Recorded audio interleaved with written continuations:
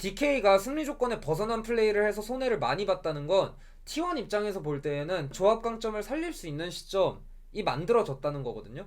그러면 이제 두 번째 포인트로서 T1이 DK 조합 강점을 어떻게 망치는지를 예시를 들어가면서 볼게요. 그 전에 T1의 조합 강점이 어떤 건지를 좀 더 깊게 들어가면, T1은 챔피언들이 2코가 뜨는 타이밍부터 약간 전성기가 시작한다고 볼 수 있거든요.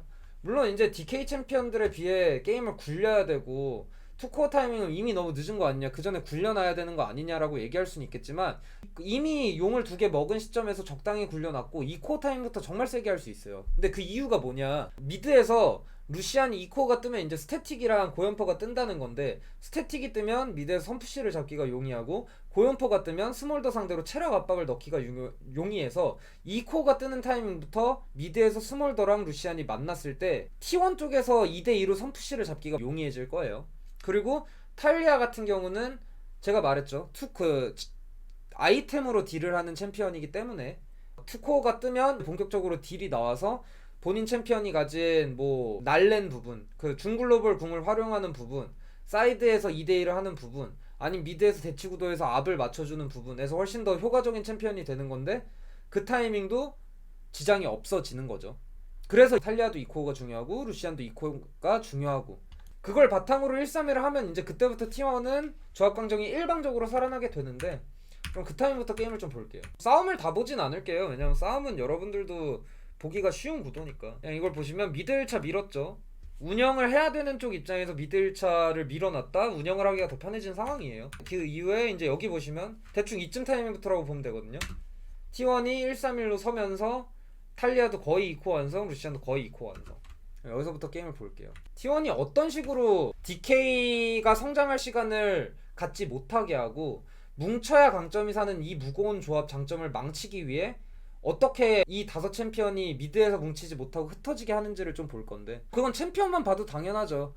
T1에 이제 탈리아, 녹턴, 준글로벌이 있으니까 사이드 쪽에 압박을 주기가 쉽고, 사이드 쪽에 압박을 주기 쉽다는 의미는 T1이 사이드 웨이브를 박아놓는 상황이 많이 나올 텐데, 그런 상황일수록 이제 레넥톤이랑 카르마가 타워 아래에서 받아먹어야 돼서 인원수 차이가 나는 상황이 나오기 쉽다는 거잖아요. 그렇게 운영적 이점이 있기 때문에 DK가 후반 성장 기대치가 높다고 해도 급하게 게임을 해야 되는 상황이 나온 거예요. 물론 이 장면에서 탑 텔 차이를 이용해서 전령 때 이득을 T1이 봤는데, 반면에 이제 DK는 탑 텔 차이를 이용해서 비비는 상황이 나와요.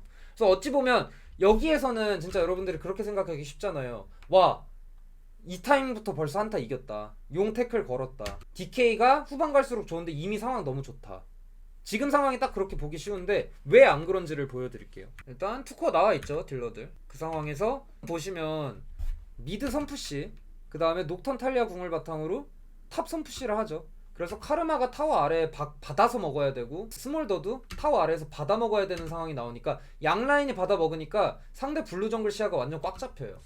보이시죠? 그리고 이거를 풀 수도 없어요. 왜냐? 사이드 압박이 없어지는 것도 아니고, 미드에서 아직 스몰더가 투코어도 안 뜬 상황에서 루시안 상대로 힘싸움을 할 수 있는 것도 아니기 때문에, 그래서 T1은 이 시야를 계속 유지할 수 있고 다음 선푸시도 계속 잡기 편한 거죠. 그게 무슨 뜻이냐, DK가 이 상황을 피하고 싶으면 카르마나 레넥톤이 웨이브 손해 보면서 미드로 붙어줘서 오히려 더 많은 숫자로 힘싸움을 해줘야 된다는 의미고, 그 뜻은 탈리아랑 카르마 차이가 점점 벌어질 거라는 걸 알 수 있고, DK는 맵에 보여주는 반면에 T1은 모습을 안 보여주면서 선택을 할 수 있기 때문에 뻔히 DK가 하는 걸 보고 본인들한테 가장 이득이 되는 선택을 할 수 있다는 거예요. 계속 보시면 보이죠? 카르마도 계속 갈팡질팡하죠. 웨이브를 받아야 될지 안 될지. 근데 이제 미드에서 이 웨이브 컨테스트 해야지 다음 용싸움이 되니까 붙으려고 하다가 알아서 밀어내서 마오카이만 붙이고 알아서 밀어내서 웨이브 하나 더 먹고. 근데 웨이브를 밀어넣는 게 아니라 이 웨이브는 다시 밀려줘 와서 손해가 될 거예요. 근데 어쩔 수 없이 레넥톤도 그렇고 카르마도 그렇고 붙죠. 동수로는 힘싸움 자체가 안 되니까 이런 식으로 뭉치는데, 지금 보시면 미리 뭉쳤기 때문에 사이드 웨이브 관리는 안 돼요. 이 웨이브도 결국 시간이 질질 끌릴수록 바텀 웨이브도 손해를 볼 거고 이 탑 웨이브도 손해를 볼 거란 말이야. 그리고 여기서 또 중요한 점, DK는 챔피언들이 미드에서 모습을 보여줘야지 선푸시를 잡을 수 있어요. 카르마가 실드 주고 만트라 큐 포킹하면서 모습을 보여줘야 돼요. 마오카이도 루시안 궁포킹 같은 거 본인이 맞아줄 생각하면서 미드에서 보여줘야 돼요. 반면에 T1은 탈리아나 녹턴이 준글로벌 궁으로 언제든 먼 거리에서 붙을 수 있기 때문에 모습을 안 보여준 채 루시안, 나미 정도만 보여준 상태로 경쟁을 할 수 있거든요. 무슨 뜻이냐면 이렇게 뭉쳐서 미드 주도권을 잡더라도 DK가 4인으로 아래 강가 이제 용 타이밍이니까 용 시야를 잡으려 해도 그게 쉽지가 않다는 거예요. 근데 본인들 조합은 뭉쳐야 뭐가 되니까 뭉쳤는데 막상 뭉쳐도 시야를 개고 용싸움을 하기가 쉽지 않으니까 받아치는 게 엄청 좋은 챔피언임에도 불구하고 이런 식으로 급해져서 먼저 거는 상황이 나오는 거예요. 먼저 걸죠. 근데 생각해보세요 여러분, 녹턴 같은 챔피언이 레넥톤한테도 궁 쓸 수가 없고 그 다음에 마오카이한테도 궁 쓸 수가 없고 카르마는 궁 쓸 각을 주기가 쉽지 않고 레넥톤, 마오카이를 뚫고 카르마한테 궁 쓴다는 건 자살행위고 스몰더는 카르마 실드랑 밀리오 케어까지 받을 텐데 스몰더한테 궁 쓰기도 쉽지 않고 본인들이 먼저 자리 잡고 받아칠 수 있는 상황이 나오면은 DK 조합이 질 확률이 거의 0에 수렴하는데 애초에 용에서 지금 싸움이 강제되는 거잖아요. DK도 용을 컨테스트 하려는 시점이잖아요. 왜냐면 T1이 이 용을 쌓아놨으니까. 그런 시점인데 아래 강가 싸움을 DK가 초반 단계부터 적극적으로 해주고 T1이 아래 강가 시야를 먹는데 지장을 준 게 전혀 없기 때문에 이렇게 힘든 거예요. 그래서 본인들 조합이 급해지는 거예요. 후반 성장 기대치가 높다고 하더라도. 여기서도 보면 아래 시야 이렇게 이니시한 턴 빠지니까 다음 턴 선푸시 밀리죠. 카르마가 붙어있음에도 불구하고. 그래서 이 네 챔피언들이 썩어버리죠. 뭉쳐있음에도 불구하고. 뭉쳐야 조합 강점이 살아있는데. 그러다 보니까 그냥 궁을 갈기면서 걸죠. 성공하기 힘든 이니시를 그냥 걸어버리죠. 물론 여기서 녹턴이 레넥톤한테 들어가서 녹턴이 먼저 죽는 상황이 나와요. 근데 이 결과는 결과는 약간 차치해놓고, 왜냐면 결과만 보면 결과론 적인 거니까 이 DK 조합이 뭉쳤는데도 본인들 조합 컨셉이 안 살아나는 점이 보이죠. 그게 가장 핵심이에요. 준 글로벌 챔피언들 갖고 운영에서 주도권을 갖는다는 점을 바탕으로 맵 상황이 유리해진 거를 보시면 돼요.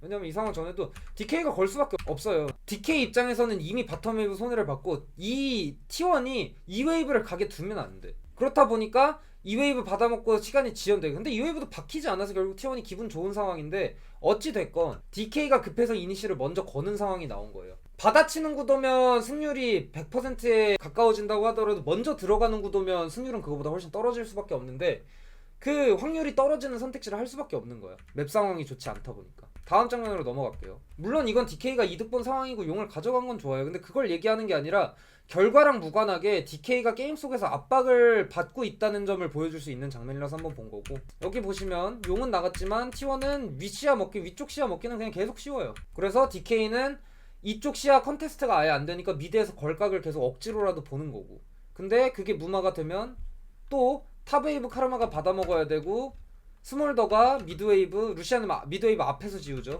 그래서 타워 아래에서 미드웨이브도 받아먹어야 되는 상황이 나오고 블루 쪽 시야랑 캠프 같은 게 털려요. 그리고 T1은 이걸 그냥 무한 반복하면 돼요. T1은 모습을 안 보여주면서 내가 집 갔는지 안 갔는지 DK한테 압박을 주면서 정비할 사람 정비하고 그런 식으로 압을 계속 유지할 수 있는데 DK는 모르니까 집 타이밍도 한 턴씩 더 밀릴 수밖에 없게 되고 이런 시야도 되게 천천히 조심스럽게 개야 될 수밖에 없는 건데, 또 보시면 다음 미드 선푸시 루시안이 잡죠. 어쩔 수 없어요. 이거 2대2 지금 타이밍에 스몰더 밀리오 루시안 남이 2대2를 하면은 루시안이 스몰더를 갭해서 밀어낼 수밖에 없기 때문에. 그리고 녹턴 궁이 언제 날라올지 모르는 상황에서 카르마가 반반 웨이브 이상 푸시하기가 힘들어요. 그래서 탑 웨이브도 박힐 수밖에 없어요. 그리고 지금 보시면 탑 웨이브 들어가고 미드 웨이브 들어가서 카르마 보였고 스몰더 보인 상황이죠. 지금 스몰더가 타워 아래에서 받아먹는 게 보이기 때문에 4대3이라서 T1이 걸면 무조건 이득 보는 상황이 됐거든요.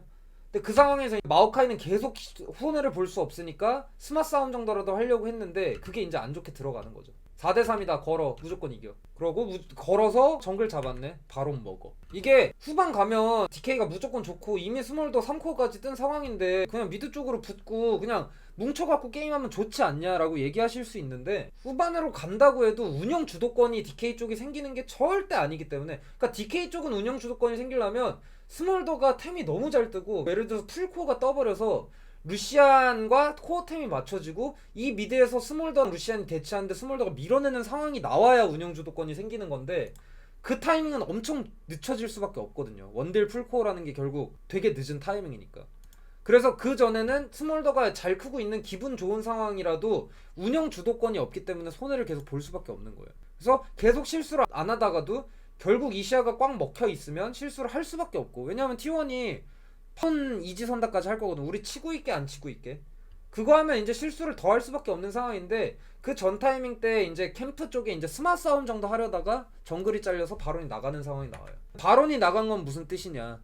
운영 조합이 운영을 하기 더 용이한 상황이 됐다는 뜻이죠. 바론을 먹은 상황에서 이 루시안 나미가 밀리오 스몰더 상대로 2대2 주도권을 더 빡세게 잡을 수 있는 타이밍일 거고, 탈리아도 1대1로 좀 더 웨이브를 빨리 밀어넣고 녹턴이랑 같이 모습 안 보여주면서 다른 라인에 영향력을 끼치기도 용이한 상황이고, 그러다 보니까 지금 보시면 DK는 뭉치죠. 운영이 안 되니까 뭉쳐서 힘싸움이라도 해야 된다. 근데 뭉쳐서 힘싸움을 하려 해도 루시안이 템이 더 좋고 루시안이 이런 거에 좀 더 특화되어 있기 때문에 스몰더가 체력 압박을 느끼죠.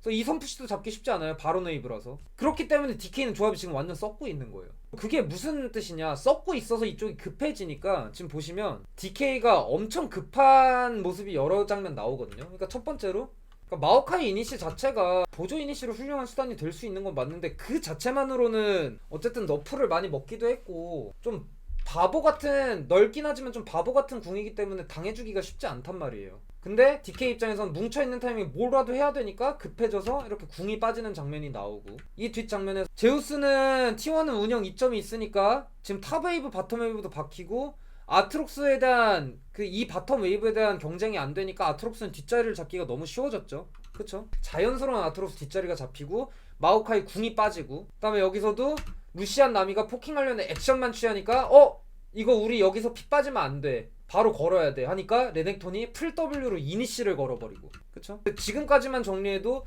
마오카이 궁이 빠졌죠. 공짜로 탑 바텀 웨이브 손해 엄청 많이 봤죠. 그 다음에 루시안 포킹 딜도 유효하게 들어갔죠. 지금 보시면 마오카이랑 밀리오 반피, 그 다음에 레넥톤 풀 W로 풀 W가 이니시로 빠졌죠.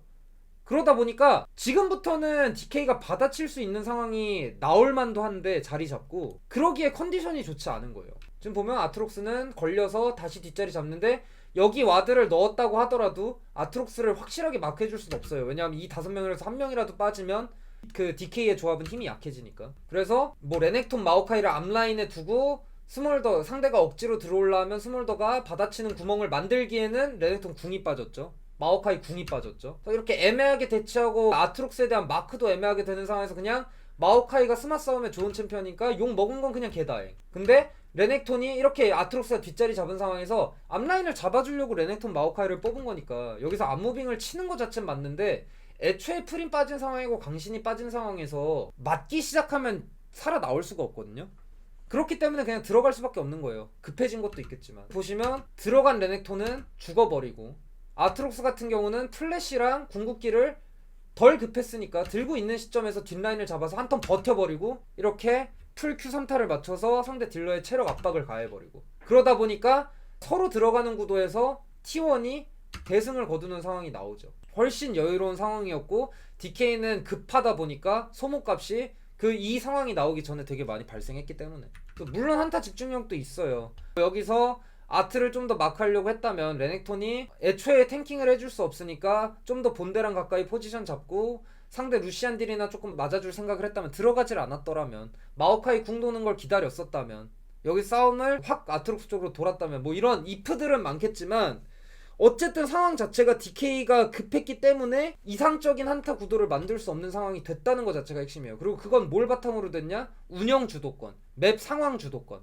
그러니까 맵 상황이 T1에 유리했기 때문에 게임 시작하고 거의 계속 골드 차이나 킬 차이는 덜 났더라도, 오브젝트 차이가 그렇게 많이 나진 않더라도, 지금 보시면 DK가 3용이더라도 맵 상황은 계속 T1이 유리했기 때문에 이런 상황을 만들 수 있는 거예요. 다시 한번 정리하면은 DK 조합의 단점은 뭉쳐야 세다는 거예요. 강점은 뭉치면 세다는 건데, 그걸 어떻게 망쳤는지를 봤냐면 인원수를 빼주는 걸 계속 본 거예요. 본인들 준 글로벌 챔피언들의 사이드 주도권을 바탕으로. 첫 번째 본 장면은 그거죠. 카르마 레넥톤이 용 전에 자리가 밀릴 수 없으니까 대놓고 붙어줘서 사이드 손해가 발생하다 보니까 DK가 막 점점 급해져갖고 마오카이 막 풀 W 같은 걸로 이니시를 보고, 물론 먼저 이니시를 봐도 이길 수는 있지만 받아치면 100% 받아치는 게 이길 확률이 더 높은 상황에서 시야 주도권도 없고 인원수 주도권으로 억지로 과투자를 해서 주도권을 잡는 것밖에 없으니까 그런 식으로 급해졌던 장면. 그리고 두 번째로는 바론이 나갔던 장면인데 T1이 지속적으로 탑 웨이브를 박아놓고 미드 웨이브를 박아놓는 게 너무 그 지장이 없다 보니까 시야 먹기도 쉽고 DK는 결국 시야를 개야되는데 개야되는 상황에서 실수할 수밖에 없었고 한 번의 실수가 바로 바론까지 굴러가는 상황. 그리고 마지막으로 이 다섯 번째 용안타에서 DK 입장에서는 상대가 바론 나가서 게임이 질질 끌리면 T1한테 운영을 더 당할 수밖에 없는 상황. 물론 시간이 더 가서 스몰더가 더 세지는 건 맞다 하더라도 T1도 T1 나름대로 운영 주도권은 절대 놓칠 수가 없는 상황에서 급해지다 보니까 마오카이 궁이 빠지고 레넥톤 풀 W가 빠지고 아트록스 뒷자리가 마크가 안 되고 웨이브 손해는 지속되고 본인 조합이 후반기 대치가 더 높다 하더라도 급해져서 여기서 승부를 볼 수밖에 없었던 장면들을 보면서 T1이 완전 눈에 띄진 않더라도 이 조합 강점이 어떻게 살아나는지 좀 볼 수 있었던 것 같아요. 한타에서 5대5 꽝한타에서 후반 기대치는 왼쪽이 더 높더라도 운영에서의 이점, 시야에서의 이점, 그쵸?